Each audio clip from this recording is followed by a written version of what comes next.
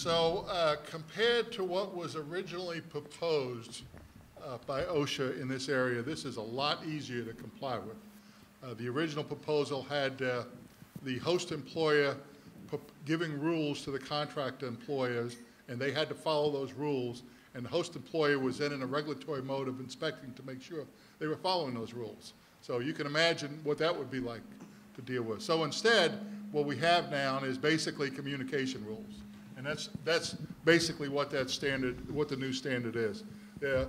They are based on the OSHA multi-employer citation policy, which basically says that all employers on a site are responsible for safety on that site.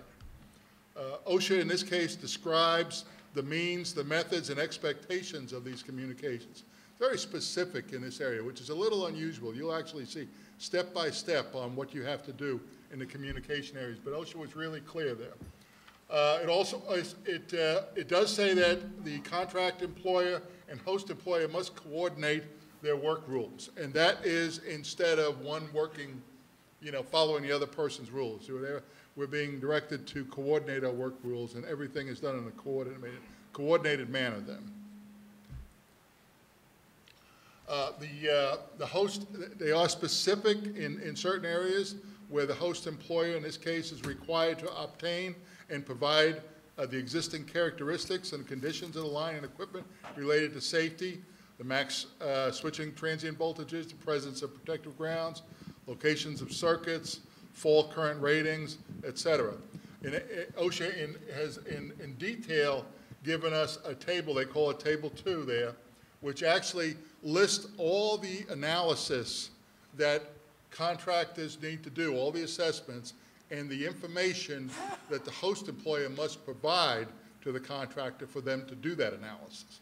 So it's really clear what needs to be done, and it's really clear where the information needs to come from. The contractor is to inform the host employer within 2 days of any anticipated hazardous conditions found during the contractor's work on the host employer that was not mentioned by the host employer. Basically what it's saying is that if a contractor is out there, they find some hazardous condition that wasn't discussed in the past, that information needs to be communicated back to the host employer. Okay? Okay, questions? Okay, no questions on that.